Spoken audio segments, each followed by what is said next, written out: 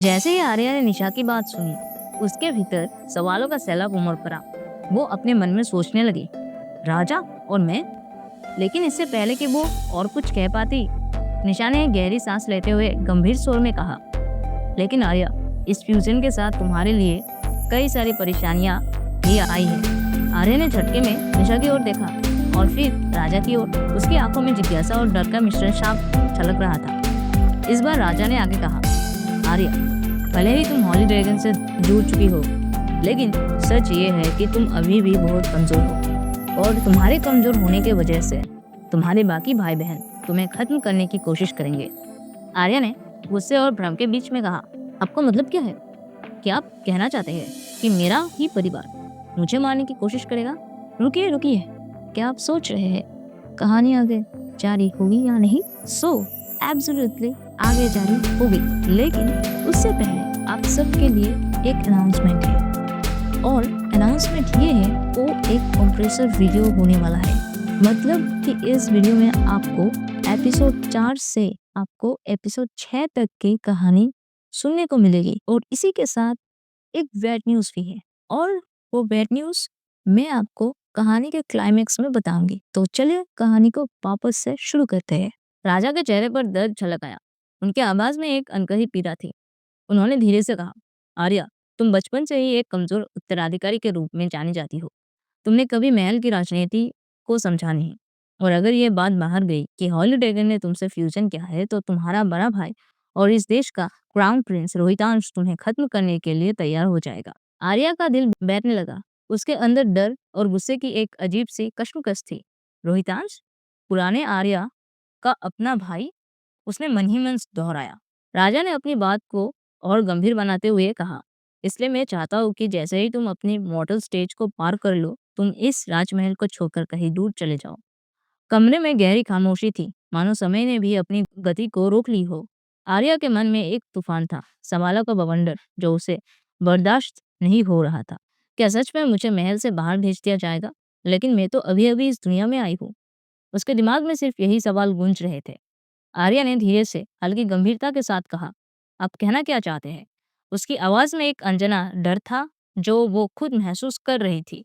राजा ने उसकी चिंता को समझते हुए गंभीर स्वर में कहा, आर्या, तुम जैसा सोच रहे हो मैं वैसा नहीं कह रहा हूँ। मैं तुमसे ये कहना चाहता हूँ कि एक सच्चा राजा वो होता है जो अपने लोगों को समझ सके। और तुम्हें महल से बाहर भेजने का मेरा उद्देश्य यह है कि तुम हमारे साम्राज्य का असली ज्ञान प्राप्त कर सको। बाहर रहकर अपनी ताकत को बढ़ाना तुम्हारे लिए सुरक्षित होगा। राजा ने थोड़ा रुकते हुए आगे कहा, अगर तुमने अपनी ताकत महल के अंदर बढ़ाई, तो तुम्हारी सच्चाई एक दिन सबके सामने आ ही जाएगा।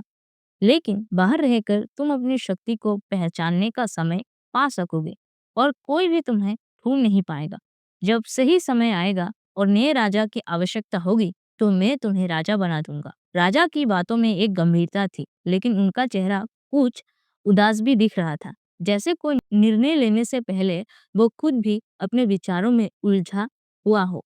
फिर वो एक गहरी सांस लेते हुए बोले, लेकिन ध्यान रखना आर्या, जो भी तुम करो हमेशा अपने 25 साल से पहले पहले हेवनली स्टेज तक पहुंच जाना। जैसे ही राजा की बातें आर्या के कानों तक पहुंची, उसकी सोच की धारा एक नया मोड़ ले ली। 25 साल से पहले मतलब अभी मेरे पास 7 साल है, आर्या ने खुद से कहा, एक गहरी सांस लेते हुए। और अभी मैं 18 साल की हूँ। ये विचार उसके दिमाग में गूंज रहा था, लेकिन अब उसे ये समझने की जरूरत थी कि इस नए रास्ते पर उसे क्या करना था। आर्य की सोच का सिलसिला तो वही थमा जब राजा की आवाज ने उसकी तन्हाई को तोड़ा। और तुम्हारे मोटर स्टेज को पार करने में निशा तुम्हारी मदद करेगी। आर्य ने अपनी नजरें निशा पर डाली जो थोड़ी मुस्कुराते हुए उसे देख रही थी। निशा का वो हल्का सा हंसी जैसे उसके शंकाओं को कुछ हद तक शांत करने की कोशिश कर रही। तभी कमरे में एक हल्की सी दस्तक हुई। बाहर से एक आवाज आई, मेरे राजा, आपकी मीटिंग का वक्त हो चुका है। राजा जैसे ही इस आवाज को सुनते हैं, अपने स्थान से उठते हुए एक गहरी नजर निशा पर डालते हुए और फिर आदेश देते हुए कहते हैं, निशा, आगे की बागडोर मैं तुम्हारे हाथों में छोड़ता हूँ। ये कहते हुए राजा ने अपने कपड़े ठीक किए और कमरे से बाहर चले गए। उनका कदम धीरे धीरे फिसलता हुआ, मानो किसी नई चुनौती का सामना करने के लिए तैयार हो। कमरे में एक अजीब सी खामोशी थी जो दोनों के बीच किसी गहरी बात को छुपाए हुए थी। तभी निशा ने अपनी उंगली पर पहन रखी रिंग को घुमाया और एक हल्का सा दबाव डाला, जिससे 2 किताबें निकलकर आर्या के सामने आ गई। आर्या, जो कुछ समय पहले तक इन सारी चीज़ों से अनजान थी, अब इन किताबों को देखकर चुपचाप टकटकी लगाए देख रही थी। उसकी आंखों में एक मिश्रित भावना का तूफान था, हैरानगी, जिज्ञासा और थोड़ी-सी उलझन, क्योंकि उसने कभी अपनी पुरानी ज़िंदगी में ऐसी चीज़ें नहीं देखी थी। ऋचा ने आर्या की ओर देखा। उसकी आंखों में सवालों की झलक थी और हल्के से मुस्कुराते हुए कहा, "आर्या, क्या हुआ?" आर्या ने खुद को संभालते हुए पूछा, "दीदी, ये रिंग क्या है?" निशा की मुस्कान और बढ़ गई, जैसे उसने आर्या की जिज्ञासा को समझ लिया हो, और फिर बोले, "इसे मैजिक रिंग कहते हैं।" "Magic ring?" आर्या ने अविश्वास में पूछा। उसकी आवाज में उलझन साफ झलक रही थी। निशा ने देखा कि आर्या शायद पूरी तरह से समझ नहीं पाई, तो उसने और गहरी से समझाया, "आर्या, मैजिक रिंग के अंदर हम किसी भी चीज को रख सकते हैं। ये हमें अपनी इच्छाओं के अनुसार चीजें एक जगह से दूसरी जगह भेजने की क्षमता देती है।" आर्या की आंखों में चमक आ गई। "ओह, तो ये मेरी स्पेस रेवोल्यूशन पावर जैसी चीज है?" उसने अपने मन में कहा। फिर तुरंत अपनी सोच को फिर से सही रास्ते पर लाने के लिए निशा से पूछा, "तेरी ये किताबें क्या है?" निशा ने एक किताब उठाई और उसकी ओर बढ़ाते हुए कहा, "यह है ह्यूमन एनाटॉमी की किताब और यह है इंपीरियल मोटर स्टेज बुक।" आर्य ने किताबों को ध्यान से देखा और तभी निशा ने आर्य के ध्यान में बदलाव को देखा और गंभीरता से कहा, "आर्या, ध्यान रहे, ये दोनों किताबें रॉयल बुक्स हैं और पूरे एम्पायर में इनका एक ही कॉपी है। इनका महत्व बहुत बड़ा है, इन्हें संभाल कर रखना।" "मैं समझती हूँ," आर्य ने धीरे से कहा। निशा ने फिर अपनी बात जारी रखी, "आर्या, मॉडर्न स्टेज को पार करने के लिए पहले तुम्हें अपने शरीर को अच्छे से समझना होगा। हमारे शरीर और स्पिरिट बीच के बीच का संबंध समझे बिना तुम मॉडर्न स्टेज की प्रैक्टिस नहीं कर सकते।" आर्या ने समझदारी से सिर हिलाया, जैसे निशा की बातों को अपने दिलो दिमाग में उतार रही हो। "ठीक है, तो फिर मैं चलती हूँ," निशा ने कहा। उसकी आवाज में एक प्रकार का हल्का आदेश था। फिर वो कमरे से बाहर निकल गई। आर्या अब अकेली थी। कमरे में फैलती खामोशी ने उसे अपने अंदर की आवाजें सुनने का समय दिया। उसने गहरी सांस ली, जैसे अपनी सारी चिंताओं और सवालों को एक साथ समेटते हुए उसने कहा, "चल बेटा, अब काम पर लग जा।" ये कहते हुए वो कमरे से बाहर निकल गई। आर्या ने अपने कमरे में वापस आते ही सबसे पहले खुद को ताजगी से भरा। ठंडी सांस लेते हुए उसने अपना दिन का सारा काम पूरा किया और फिर अपने स्टडी टेबल पर बैठी। उसकी आंखों के सामने अब वो किताब थी जो उसने निशा से ली थी, ह्यूमन एनाटॉमी। जैसे ही उसने किताब खोली, आर्या पूरी तरह से उसमें डूब गई। किताब के पहले पन्ने पर लिखा था, वॉल स्ट्रीट लैंड में भी 2 प्रकार के जेंडर होते हैं, पुरुष और महिला। लेकिन यहाँ एक चीज ऐसी है जो उन्हें पृथ्वी के अन्य प्राणियों से भी अलग करती है, और वो है उनका स्पिरिट बीस्ट। आर्या की आंखें चमक उठी जैसे ही उसने ये पढ़ा।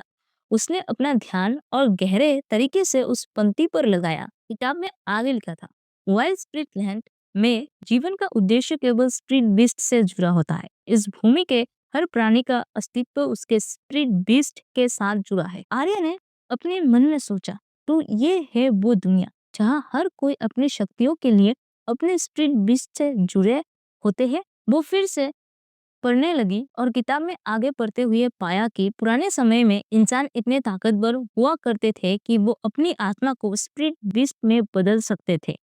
ये एक ऐसी शक्ति थी जिसे केवल कुछ ही लोग प्राप्त कर पाते थे, लेकिन समय के साथ साथ स्पिरिट बीस्ट भी हाइब्रिड बनने लगे थे। किताब में इसके बारे में विस्तार से लिखा था। स्पिरिट बीस्ट 2 प्रकार के होते हैं, एक जो इंसान के अंदर होता है और जो केवल फ्यूजन के द्वारा ही संभव होता है, और दूसरा होता है पेट बीस्ट, जो शरीर के बाहर होता है।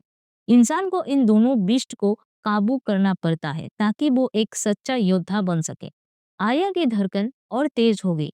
उसने गहरी सांस लेते हुए किताब के पन्ने को पलटा और जैसे ही उसने आगे का हिस्सा पढ़ा, उसकी आंखों में चमक आ गई। किताब में लिखा था, पुराने समय में वाइल्ड स्प्रिट लैंड में सिर्फ स्प्रिट बीस्ट हुआ करते थे, लेकिन वक्त के साथ ये स्प्रिट्स इतने ताकतवर हो गए कि उन्होंने खुद को इंसानों में बदलने की क्षमता प्राप्त कर ली।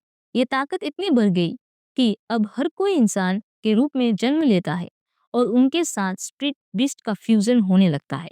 इसके बाद स्प्रिट बीस्ट सीमित हो गए और इन्हें रॉयल स्प्रिट बीस्ट कहा जाने लगा।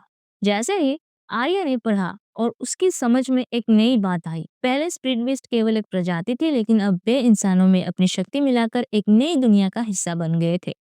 किताब में आगे लिखा था। इसी वजह से हर साल हॉली ड्रैगन एम्पायर में एक विशेष स्पिरिट अवेकनिंग सेरेमनी होती है, जहाँ स्पिरिट बीस्ट का फ्यूजन होता है। इस समारोह में रॉयल फैमिली और बड़े खानदानों के लोग शामिल होते हैं। हॉली ड्रैगन एम्पायर में हर साल 20 स्पिरिट बीस्ट की फ्यूजन होती है, और इसमें वही लोग भाग ले सकते हैं जिनकी उम्र 16 से 18 साल के बीच होती है। आर्या का दिल धड़क उठा और पूरी तरह से किताब के अगले पन्ने में खो गई। किताब में आगे लिखा था, बाकी लोग अपने पेट बीस्ट को चुनते हैं और उनके साथ फ्यूजन करते हैं। ऐसे लोग नॉर्मल योद्धा कहलाते हैं, लेकिन जो लोग स्पीड बीस्ट के साथ फ्यूजन करते हैं उन्हें रॉयल योद्धा कहा जाता है। पेट बीस्ट के साथ भी रॉयल योद्धा के लिए फ्यूजन जरूरी होता है, क्योंकि स्पीड बीस्ट एक अंदरूनी ताकत होती है जबकि पेट बीस्ट बाहरी ताकत प्रदान करता है। इस कारण एक रॉयल योद्धा के पास दोनों प्रकार की शक्तियां होनी चाहिए। आर्या को समझ में आ गया कि इन दोनों शक्तियों का संगम कितना महत्वपूर्ण है। केवल स्प्रिट बीस्ट और पेट बीस्ट का फ्यूजन ही किसी को असली ताकत दे सकता है। किताब में आगे उल्लेख था, आज के समय में हॉली ड्रैगन एम्पायर में कुल 400 रॉयल योद्धा है। इनमें से 113 जिंदल राजवंश से है, 60 चौहान परिवार से है और बाकी विभिन्न अन्य खानदानों से आते हैं। आर्य ने सोचा, अगर मुझे इस दुनिया में अपनी पहचान बनानी है तो मुझे इन दोनों शक्तियों पर पूरी तरह से नियंत्रण पाना होगा। और इसी के साथ आर्या अगले पन्ने की ओर बढ़ी। जैसे ही आर्या ने आगे पढ़ना शुरू किया, किताब के पन्ने में छिपे रहस्य ने उसे और अधिक जिज्ञासु बना दिया। किताब में लिखा था, रेड बीस्ट और स्प्रिट बीस्ट की शक्ति का संतुलन बनाए रखने के लिए एक और महत्वपूर्ण तत्व होता है, और वो तत्व है एनर्जी। हर एक एम्पायर की एनर्जी उसके गॉड स्पिरिट से निर्धारित होती है। हॉली ड्रैगन एम्पायर की एनर्जी है फ्लेम एनर्जी। आर्या ने ये पढ़ा और उसके मन में सवाल उठने लगे और उसने गहरी रुचि से आगे पढ़ा। फ्लेम एनर्जी मुख्य रूप से एक मस्कुलिन एनर्जी है जो ज्यादातर पुरुषों में पाई जाती है। इस वजह से लड़कों के लिए इसे अपनाना और इस्तेमाल करना अपेक्षाकृत आसान होता है, लेकिन लड़कियों के लिए ये बेहद चुनौतीपूर्ण होता है। यही कारण है कि हॉली ड्रैगन एम्पायर की लड़कियां अपनी फ्लेम एनर्जी को फेमिनाइन स्पिरिट बिस्ट की एनर्जी के साथ मिलाकर संतुलन बनाती है। इन फेमिनिन स्पिरिट बीस्ट में सबसे आम है फॉक्स स्पिरिट बीस्ट और फियोनिक्स स्पिरिट बीस्ट। लेकिन किताब यही खत्म नहीं हुई। अगले शब्द ने आर्या को पूरी तरह से स्तब्ध कर दिया। इस पूरे वाइल्ड स्पिरिट लैंड में एक ऐसा भी बॉडी टाइप है जो लाखों में केवल एक बार देखने को मिलता है, और वो है हेवनली बॉडी टाइप। आर्य ने किताब को और पास खींच लिया। वाइल्ड स्पिरिट लैंड में सामान्यतः दो प्रकार के बॉडी टाइप होते हैं, मस्कुलिन बॉडी टाइप और फेमिनिन बॉडी टाइप। लेकिन लगभग 10,000 साल पहले एक ऐसा बॉडी टाइप अस्तित्व में था जिसे हेवनली बॉडी टाइप कहा जाता था। इस बॉडी टाइप के स्वामी को नाइन हेवंस सेलेस्टियल मास्टर के रूप में जाना जाता था। आर्य की आंखें चमक उठी। किताब ने आगे बताया, नाइन हेवन सेलेस्टियल मास्टर ने वाइल्ड स्पिरिट लैंड में 500 साल तक शासन किया। उनकी शक्ति और ज्ञान अतुलनीय थे, लेकिन उनके जीवन का सबसे बड़ा निर्णय था अपने शरीर को त्याग कर स्पिरिट बिस्ट में समाहित हो जाना। उनके इस निर्णय ने वाइल्ड स्पिरिट लैंड की दिशा बदल दी। आर्य ने जैसे ही अगले पन्ने को पलटा और पढ़ना शुरू किया, उसकी सांसें तेज हो गई। उसने अपनी आंखें सिकोड़ते हुए खुद से कहा, इतनी जानकारी तो मिल गई, लेकिन ये हेवनली बॉडी टाइप आखिर है क्या? क्या मेरी स्थिति भी इससे जुड़ी हो सकती है? किताब ने जैसे उसके सवालों का जवाब देना शुरू किया। हेवनली बॉडी टाइप असल में एक अनोखी और दुर्लभ बॉडी टाइप है जिसमें मस्कुलिन एनर्जी और फेमिनाइन एनर्जी समान मात्रा में होती है। इस कारण जिन योद्धा का शरीर इस टाइप का होता है उनके ऊपरी हिस्से में स्त्रियों जैसे विशेषताएं होती है, जैसे छोटे बक्ष, और उनका निचला हिस्सा पुरुषों जैसा होता है। वे न केवल किसी महिला को गर्भ धारण करवा सकते हैं, बल्कि दोनों एनर्जी के संतुलन के कारण उनकी शक्ति असीम होती है। आर्या ने ये पढ़ा और हैरानी में अपने आप से फुसफुसाया, ओह तेरी, इसका मतलब मैं भी इस तीसरे बॉडी टाइप का इंसान हूँ। और इसी के साथ उसने जल्दी जल्दी पढ़ना पलटा और आगे पढ़ने लगा। हालांकि हेवनली बॉडी टाइप सबसे शक्तिशाली माने जाते हैं, लेकिन इसके साथ एक गंभीर चुनौती भी आती है। जैसे जैसे ये योद्धा अपनी शक्ति को बढ़ाते हैं, उनके शरीर में मौजूद फेमिनाइन एनर्जी धीरे धीरे कम होने लगती है। परिणाम स्वरूप उनकी मस्कुलिन एनर्जी अप्रत्याशित रूप से बढ़ जाती है, जिससे वे मानसिक संतुलन को खो सकते हैं। आर्य ने अपनी कुर्सी के हत्थे को कसकर पकड़ लिया। ये जानकारी उसे बेचैन कर रही थी। उसने खुद से कहा, अगर ये सच है तो इसका मतलब मेरी हर बढ़ती ताकत मेरे लिए खतरा बन सकती है। किताब में आगे लिखा था, इस स्थिति से बचने का एकमात्र तरीका है शादी करना। हैवनली बॉडी टाइप के योद्धाओं को सलाह दी जाती है कि वे अपनी ऊर्जा को संतुलित रखने के लिए अपने साथी के साथ अपनी एनर्जी साझा करें।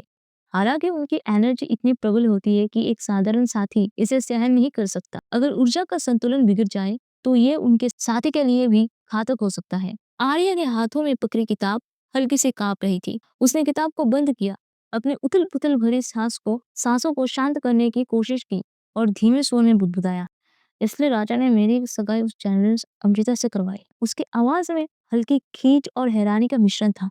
लेकिन जैसे ही उसने ये कहा, वो चुप हो गया और वो किसी गहरे विचार में डूब गया हो। कुछ पल तक उसकी खामोशी कमरे में गूंजती रही और फिर उसने एक गहरी सांस ली और कहा, लेकिन अगर पुरानी आर्या इतनी ताकतवर बॉडी टाइप वाली थी तो बचपन में इसे इतनी कमजोरी क्यों थी? और उसे जहर देने वाला कौन था? कुछ तो छूट रहा है। उसने अपने ठुड्डी को सहलाया, जैसे ये सोच उसके बेचैनी को थोड़ा शांत कर सके। फिर उसने खुद को संभालते हुए कहा, खैर, इन सारी बातों के बारे में बाद में सोचूंगा, पहले ये किताब खत्म कर लेता हूँ। इतना कहकर उसने किताब को फिर से खोला और उसने पन्नों पर अपनी नजरें गड़ा दी और पढ़ने लगा। ये तो हुई बॉडी टाइप्स की बात। अब बात करते हैं कि कैसे कोई योद्धा अपनी शक्ति के पहले स्टेज यानी कि पावर स्टेज तक पहुंच सकता है। वर्ल्ड स्पिरिट ग्लैंड के नियमों के अनुसार जब कोई व्यक्ति पैदा होता है तो उसके पास केवल उसकी बॉडी टाइप होती है। ये बॉडी टाइप लड़के या लड़की होने पर निर्भर नहीं करती, बल्कि उस व्यक्ति में मौजूद मस्कुलिन और फेमिनाइन एनर्जी के अनुपात पर निर्भर करती है। आर्या की भौहें चढ़ गई। किताब आगे बता रही थी, इसी वजह से वाइल्ड स्प्रिट लैंड में ये देखा गया है कि कई बार फेमिनाइन एनर्जी लड़कों के पास होती है और मस्कुलिन एनर्जी लड़कियों के पास। यही कारण है कि यहाँ शादी और रिश्ते हमेशा एनर्जी और बॉडी टाइप के आधार पर तय होते हैं, ना कि केवल लिंग के आधार पर। आर्य ने ये पढ़ा और किताब से नजर हटाकर छत की ओर देखा। एक गहरी सांस भरते हुए उसने खुद से कहा, तो इसका मतलब ये हुआ कि इस दुनिया में एलजीबीटी कम्युनिटी पूरी तरह से नॉर्मल है। इसी वजह से मेरी और जनरल अमृता की सगाई पर किसी ने कोई सवाल नहीं उठाया। आर्य ने उत्सुकता से अगले पन्ने पलटे और पढ़ने लगी। जब एक योद्धा का एनर्जी टाइप तय हो जाता है और वो किसी स्पिरिट बीस्ट के साथ फ्यूज हो जाता है, तब वो पावर स्टेज के लिए योग्य बन जाता है। इस प्रक्रिया के बाद वो व्यक्ति 1000 साल तक जी सकता है। जो लोग स्पिरिट बीस्ट के साथ फ्यूजन नहीं करते उनकी आयु लगभग 80 साल तक सीमित होती है। लेकिन जो योद्धा एक बार पावर स्टेज में प्रवेश कर जाते हैं वे अपनी उम्र और शक्ति दोनों बढ़ा सकते हैं। आर्य की नजर किताब के आखिरी शब्द पर थम गई और उसने किताब को बंद किया और एक गहरी सांस ली। उसकी उंगलियां किताब के खुरदरे जिल्द पर थम गई। फिर उसने अपनी बाहें ऊपर खींचते हुए शरीर को फैलाया और टेबल पर रखे पानी के गिलास को उठाया। पानी की ठंडक में उसकी बेचैनी को कुछ पल के लिए शांत किया। गिलास खाली करने के बाद वो खिड़की की ओर बढ़ी। बाहर का दृश्य देखकर वो थोड़ी हैरान हुई। शाम हो गई और मुझे पता ही नहीं चला, उसने अपने आप से कहा। आकाश में फैले नारंगी और गुलाबी रंग को देखते हुए उसने धीरे धीरे गहरी सांस भरी। फिर अपने आप से बोलने लगी, अब तक जो जानकारी जुटाई है और पुराने आर्या की यादों को जोड़कर देखो तो भी कुछ समझ नहीं आता। मेरा शरीर, मेरी ताकत, ये सब कुछ अजीब लगता है। उसकी आंखें दूर क्षितिज पर टिक गई। उसके विचार अब और गहरे हो चुके थे। इतने ताकतवर बॉडी टाइप के बावजूद पुराने आर्य को दुनिया के सबसे कमजोर योद्धाओं में से एक माना जाता था। ऐसा क्यों? अगर ये शरीर इतना शक्तिशाली है तो वो इतनी बेबस क्यों थी? आर्य ने अपनी ठुड्डी पर उंगलियां फेरते हुए सोचा। उसकी सांसें थोड़ी भारी हो गई और फिर वो जहर, इतना खतरनाक जहर, आखिर उसे किसने दिया होगा? उसकी तो किसी के साथ दुश्मनी भी नहीं थी। उसने खिड़की के पेन पर अपने हथेले रख दी। ठंडी हवा उसके चेहरे से टकराई, लेकिन उसके मन में उठते सवालों की गर्मी शांत नहीं हो रही थी। और राजा राजा की वो प्रोटेक्टिवनेस, इससे तो यही लगता है कि मेरे शरीर के इस हेवनली बॉडी टाइप के बारे में सिर्फ राजा और निशा को ही पता है। आर्य ने अपनी उंगलियों से अपनी कनपट्टियों को दबाते हुए सिर झुकाया और उसने गहरी सांस भरते हुए खुद से कहा, खैर, जो हुआ सो हुआ। ये सब कुछ पुरानी आर्या के साथ हुआ था, मेरे साथ नहीं। उसने खिड़की से बाहर झांका। गहरी नीली होती शाम और हल्की ठंडी हवा ने उसे थोड़ा सुकून दिया। फिर उसने आकाश की ओर देखते हुए खुद से एक दृढ़ स्वर में कहा, लेकिन आगे से अगर किसी ने मेरे साथ ऐसा कुछ करने की कोशिश की तो मैं उसे छोड़ने वाली नहीं हूँ। इतना कहकर आर्य ने अपने हाथों को ऊपर उठाकर अपनी मांसपेशियों को खींचा, जैसे अपनी अंदर जमी हर थकान को बाहर निकाल देना चाहती हो। फिर उसने हल्की मुस्कान के साथ खुद से कहा, थोड़ा टहल कर आती हूँ और फिर अगली किताब पढ़ूंगी। इतना कहते हुए वो अपने कमरे का दरवाजा खोलकर बाहर निकल गई। आर्या राजमहल के गलियारे से टहलते हुए पीछे वाले गार्डन में पहुंचे। ठंडी हवा और चांदनी की हल्की रोशनी ने गार्डन को एक रहस्यमय सुंदरता दी थी, लेकिन जैसे ही उसकी नजर सामने के दृश्य पर पड़ी, उसकी भवें सिकुड़ गई। वो फुसफुसाई, भरोसा नहीं होता ये रॉयल फैमिली के लोग हैं। गार्डन के एक कोने में एक लड़का शाही पोशाक पहने एक महिला को परेशान कर रहा था। वो महिला अपने साथ एक 3 साल के बच्चे को संभालने की कोशिश कर रही थी, जो डर के मारे उसके पैर से चिपक गई थी। आर्या की सांसें अचानक तेज हो गई। पुरानी आर्या की यादें उसके अंदर उभरने लगी। उसने देखा ये लड़का कोई और नहीं बल्कि उसका सौतेला भाई अरविंद था, जो एम्पायर का 5वां प्रिंस है। और जिस महिला को वो परेशान कर रहा था, वो क्राउन प्रिंस की पत्नी अहाना चौहान थी। अरविंद अपनी आंखों में एक घमंडी चमक लिए अहाना के करीब खड़ा था। उसकी आवाज तीखी और ठहाके से भरी हुई थी। तुम्हें लगता है कि अपने पति के नाम पर तुम यहाँ शान से घूम सकती हो? तुम्हारे जैसे लोग इस महल की शोभा बिगाड़ते हैं। उसने क्रूर हंसी के साथ कहा। अहाना, जिसके गोद में बच्चा रो रहा था, बेबस खड़ी थी। उसकी आंखें गुस्से और डर के मिले जुले भावों से चमक रही थी। प्रिंस अरविंद, कृपया दूर हटिए। आप अपनी सीमा पार कर रहे हैं, उसने धीर आवाज में कहा। लेकिन अरविंद के साथी, जो भी शाही पोशाक में थे, हंसी उड़ाते हुए बोले, सीमा, अरे ये महल हमारा है, यहाँ की हर चीज हमारी है, समझी? अहाना ने बच्चे को अपने बाहों में कसकर पकड़ लिया और पीछे हटने की कोशिश की। उसकी आंखों में आंसू थे, लेकिन उसने हार नहीं मानी। आर्या के कदम छिटक गए, उसकी मुट्ठियां कस गई और उसके भीतर उबाल सा महसूस हुआ। एक पल के लिए उसने आंखें बंद की, गहरी सांस ली और खुद को संयमित करते हुए आगे बढ़ने लगी। उसके चेहरे पर गुस्से का ठोस भाव था, लेकिन उसके होठों पर एक कुटिल मुस्कान खेल रही थी। पांचवे भैया, उसकी आवाज गार्डन के सन्नाटे को चीरते हुए गूंज उठी। अरविंद, जो अहाना की ओर तंज कसे जा रहा था, चौंक कर पीछे मुड़ा। उसकी आंखों में हल्का सा असमंजस चमका, लेकिन उसने तुरंत अपनी घमंडी मुस्कान ओढ़ ली। ओह, देखो, हमारी प्यारी बहन भी यहाँ है। क्या तुम्हें भी थोड़ा मनोरंजन चाहिए? उसने व्यंग करते हुए कहा। आर्या उसकी बात सुनकर कुछ देर चुप रही, फिर उसने गहरी सांस ली और अपनी कुटिल मुस्कान को और गहरा करते हुए उसकी ओर बढ़ी। भैया, आपको नहीं लगता कि अगर आप ऐसे बड़े भाभी को परेशान करेंगे तो बड़े भैया आपको डांटेंगे? उसकी आवाज में एक अजीब सा आत्मविश्वास और व्यंग झलक रहा था। अरविंद उसकी बात पर हंस पड़ा। उसकी आंखों में मजाक और घमंड की चमक थी। अरे आर्या, तुम्हें नहीं पता, बड़े भैया अब इसे पसंद नहीं करते। ये उनके लिए अब किसी बोझ से कम नहीं है, उसने लापरवाही से कहा। आर्या के चेहरे पर मुस्कान हल्की सी फीकी पड़ी और उसके दिमाग में इस बारे में कोई भी जानकारी नहीं मिली। लेकिन तभी अचानक उसने एक कदम और आगे बढ़ाया और धीमे लेकिन तीखे स्वर में कुछ ऐसा कहा जिससे अरविंद की हंसी फूट गई।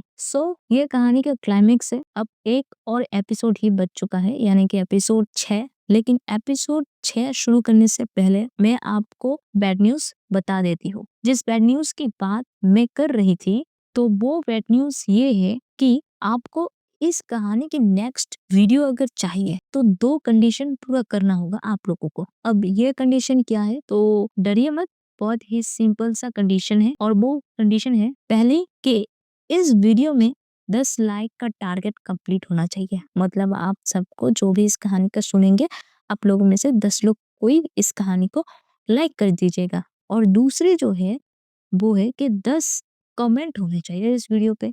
मतलब कि आप लोग जितने भी लोग सुनेंगे इसे, तो आप लोगों में से 10 लोग इसको कमेंट कर दीजिएगा। तो जब और कमेंट में क्या होना चाहिए, तो देखिए कमेंट में आप इस कहानी का रिव्यू लिख सकते हैं, मतलब आपका एक्सप्रेशन इस कहानी के ऊपर कैसा है, तो कहानी अच्छी लगती है या फिर बुरी है, कौन सा पार्ट अच्छा लगता है, कौन सा खराब लगता है। इस कहानी का टोटली मैं कहूँ तो आप इस कहानी का रिव्यू दे सकते हैं। और अगर हमारा ये टारगेट जितना जल्दी कंप्लीट होगा, उतना जल्दी ही आपके लिए जो अगला भाग होगा, मतलब कि जो अगला वीडियो होगा, वो इस कहानी का अगला वीडियो आपको मिल जाएगा। और साथ ही साथ में उस वीडियो में आपको इससे भी ज़्यादा सरप्राइज़ मिलेगा। अब वो सरप्राइज़ क्या है, वो तो वीडियो आने पर ही पता चलेगा। उससे पहले ये टारगेट पूरा होना चाहिए। तो चलिए हम अपने क्लाइमेक्स को भी कंप्लीट कर लेते हैं, यानी कि चैप्टर 6 को कंप्लीट कर लेते हैं। चलिए, जैसे ही आर्या ने अरविंद की बात सुनी, उसकी आंखों में गहरी नाराज़गी आ गई। उसने अपनी आंखें सिकुड़ते हुए कहा, ऐसा क्यों भैया? बड़े भैया भाभी को क्यों पसंद नहीं करते? अरविंद ने जरा सी देर के लिए चुप रहते हुए अहाना की ओर देखा, फिर उसकी आंखों में एक कुटिल चमक आई। देखो उसकी गोदी में उस बच्चे को, उसने कहा, और अचानक उसकी नजर उस छोटे से लड़के पर पड़ी जो अहाना की गोदी में था। आर्य ने उस बच्चे को गौर से देखा और फिर अरविंद को ध्यान से सुना। अरविंद ने मुस्कुराते हुए कहा, ये बच्चा कोई और नहीं बल्कि क्राउन प्रिंस रोहितांश का बेटा है। आर्य की आंखों में कुछ हलचल हुई और उसने धीरे से पूछा, बच्चे में क्या प्रॉब्लम है? अरविंद ने ठहाके लगाते हुए जवाब दिया, हाँ, ये छोटा लड़का एक फेमिनाइन एनर्जी का बॉडी टाइप का है, और तुम्हें तो पता है ना बड़े भैया को फेमिनिन एनर्जी से कितनी नफरत है। आर्य ने अपने सिर को झुका लिया और बच्चे की आंखों में आंसू और डर देखा। उसकी नजर फिर से अरविंद पर गई। उसके मन में एक ख्याल आया और फिर उसने धीरे से अरविंद के कंधे पर हाथ रखा। भैया जो भी हो, लेकिन आपको ऐसे किसी को परेशान नहीं करना चाहिए। इतना कहते हुए आर्य ने अपने हाथ में एक छोटा सा पीला कीड़ा लिया और चुपके से उसे अरविंद के शरीर में डाल दिया। अरविंद कुछ समझ पाता इससे पहले ही उसने आर्या के हाथ को झटकते हुए गुस्से में कहा, आर्या, तुम मुझे आहाना को पूरी करने से रोक क्यों रहे हो? आर्या की आंखों में एक ठंडी सी मुस्कान थी और फिर उसने भोलेपन में कहा, ऐसा क्यों? अरविंद की आंखों में गुस्से का एक और ज्वाला भड़क उठा। वो कुछ कह नहीं पा रहा था, लेकिन उससे पहले ही उसके शरीर में कुछ अजीब सा महसूस हुआ। अचानक से उसे अपने शरीर में खुजली होने लगी। उसकी तनी हुई नसें और तमतमाए चेहरे पर बेचैनी फैलने लगी। वो पागलों की तरह अपने शरीर को खुजलाते हुए बड़बड़ाया, ये मेरा शरीर इतना खुजला क्यों रहा है? उसने अपनी पूरी ताकत लगाकर शरीर को खुजलाया, लेकिन जो जो वो खुरचता गया उसकी परेशानी बढ़ती चली गई। अरविंद के चेहरे पर और गुस्सा और अजीब सी घबराहट थी। उसकी आंखें लाल अंगारे की तरह चमक रही थी। फिर वो चीखा, आर्या, मैं तुम्हें नहीं छोड़ूंगा। उसके शब्दों में अब वो आत्मविश्वास था, लेकिन साथ ही एक डर भी छिपा हुआ था। वो पागल कुत्ते की तरह अपना शरीर खुजलाते हुए महल की ओर दौड़ पड़ा, अपनी स्थिति से बेखबर। असल में जो कीड़ा आर्य ने अरविंद के शरीर के अंदर दिया था वो कोई साधारण कीड़ा नहीं था, बल्कि वो येलो बग था जिसे आर्य ने अपने पुराने जीवन में एक रिसर्च के दौरान खोजा था। ये कीड़ा किसी के शरीर में घुसने पर खुजली शुरू कर देता है, और ना केवल खुजली बल्कि वो पूरी तरह से उस व्यक्ति की मानसिक स्थिति पर भी असर डालता है। ये एक धीमी और गहरी पीड़ा का कारण बनता है, जिससे व्यक्ति को ना तो आराम मिलता था और ना ही राहत। आर्य के पास ये कीड़ा था क्योंकि उसने अपनी पुरानी जिंदगी में कुछ असाधारण खोजों के दौरान ऐसे रहस्यमय जीवों को इकट्ठा किया था जिन्हें उसने अपने स्पेस में रखा था। उसकी ये खोज और अनुभव अब उसकी मदद कर रहे थे। अरविंद के जाते ही आर्य ने एक गहरी सांस ली और फिर अपनी नजरें अहाना की ओर घुमाई। अचानक से उसके दिमाग में पुरानी आर्या की यादें घूमने लगी। वो जानती थी कि अहाना चौहान खानदान की ही बेटी है और अमृता की कजिन बहन है।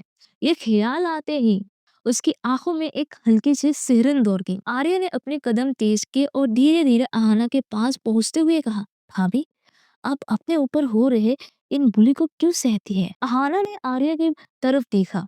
उसकी आंखों में उदासी और एक फीकी मुस्कान थी। उसने जवाब दिया, और मैं कर भी क्या सकती हूँ? आर्या ने एक हल्की सी मुस्कान के साथ कहा, भैया को डिवोर्स दे दीजिए।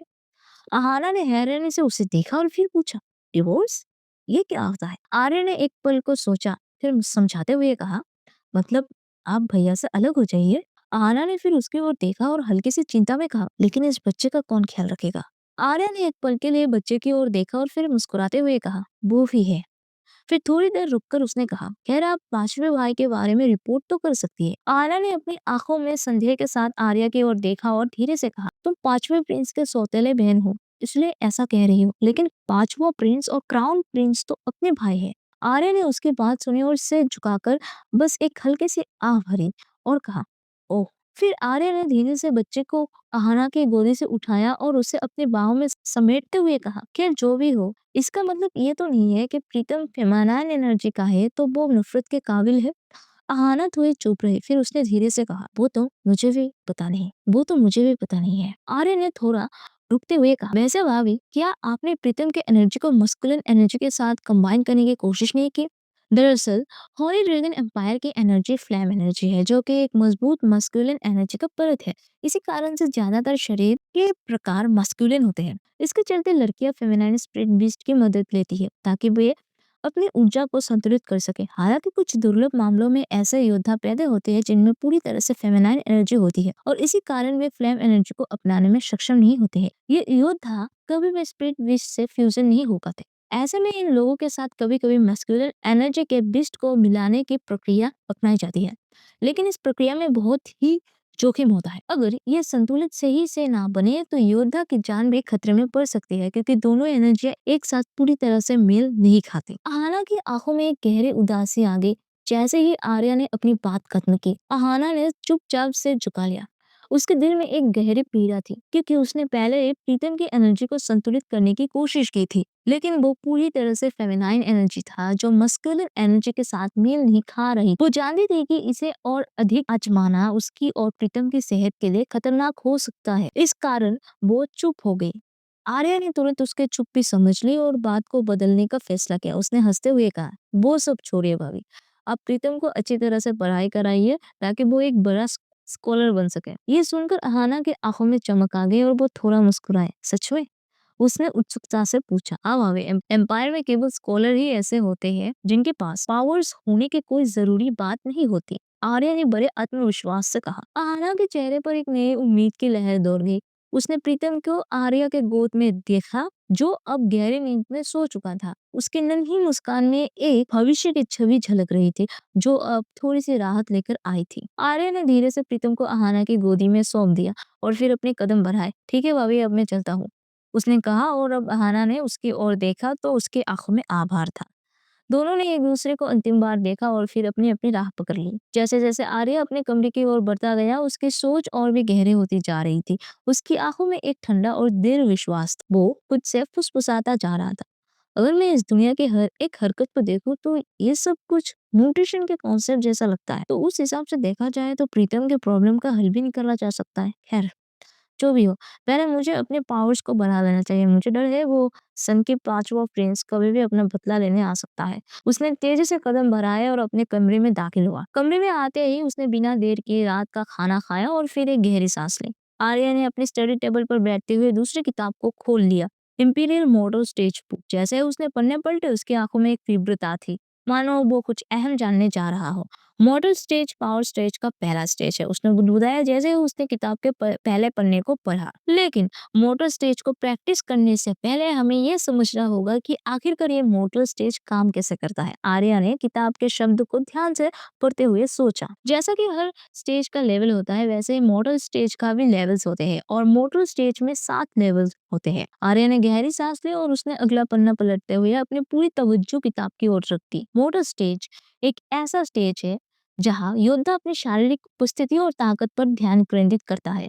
यह लड़ाई की कुछ बुनियादी तकनीकें जैसे हेड मूवमेंट, लेग मूवमेंट और पंच तकनीक जो बेहद महत्वपूर्ण है, किताब में आगे लिखा था। सालों की शोध से ये साबित हुआ है कि किसी एक विशेष लड़ाई तकनीक पर ध्यान केंद्रित करना चाहिए, क्योंकि ये शरीर के कोर नाड़ी जो दिल के पास होती है उसमें ऊर्जा का संचार करता है। जैसे जैसे हम अपनी ऊर्जा को पुश करते जाते हैं, वैसे वैसे हम अगले लेवल्स को पार करते जाते हैं। हाँ, ये सही है, आर्य ने खुद से कहा।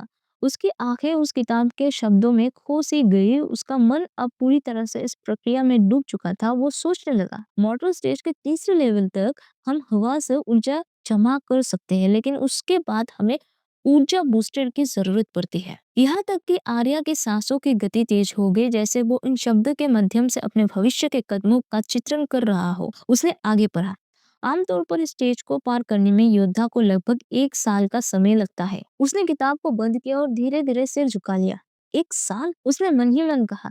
यह तो बड़ा लंबा समय है। उसकी आवाज में थोड़ा सा निराशा थी, लेकिन फिर भी उसने खुद को संभालते हुए सोचा, खैर, मैं कर भी क्या सकता। आर्या की आंखें चमक रही थी और उसकी नजरें किताब के पन्नों पर पड़ी थी, जिन पर बड़े बड़े अक्षरों में लिखा था रॉयल पंच टेक्निक। इस शब्द ने उसके मन में एक ज्वाला जलाई जो उसे और ज्यादा उत्साहित कर रही। उसने तुरंत अपने कमरे के बीचों बीच चौकड़ी मारी और एक ध्यान पूर्ण मुद्रा में बैठ गया। ये वही वक्त है, उसने खुद से कहा। उसके दिमाग में उस तकनीक के बारे में सब कुछ था। जैसे ही उसने किताब में पढ़े गए निर्देश के अनुसार अपनी आंखें बंद की, उसकी सांसें धीमी और गहरी हो गई। वो अपने दिल में ध्यान लगाने लगा और फिर अपनी हथेलियों से हवा को महसूस करते हुए उसने सूक्ष्म रूप से एनर्जी सोक करना शुरू किया। लेकिन तभी कुछ अप्रत्याशित हुआ।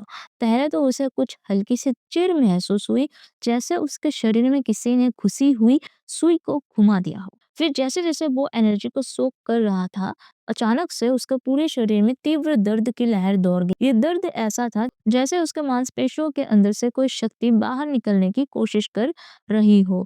और इसी के साथ कमरे में अचानक धमाका हुआ। गाइस, इसी के साथ हम चैप्टर 6 को खत्म करते हैं एंड आई होप आपको कंडीशन भी पता चल चुका है कि अगले वीडियो के लिए आपको कैसा कंडीशन पूरा करना है। सो इसी के साथ थैंक्स फॉर वॉचिंग दिस। और जो भी न्यू व्यूअर्स है जो इस वीडियो को पहली बार देख रहे होंगे या फिर से इस पर्टिकुलर स्टोरी को फॉलो करते होंगे, मैं आप लोगों से दरखास्त करती हूँ कि आप लोग इस चैनल को सब्सक्राइब कर लीजिए और बेल आइकन को हिट कर लीजिए, ताकि आप अगले वीडियो की जो इन्फॉर्मेशन है वो जल्दी आप तक पहुंच जाए। इसकी नोटिफिकेशन जब भी हम इस चैनल पे अपलोड करेंगे आपको पहुंच जाए। Thank you.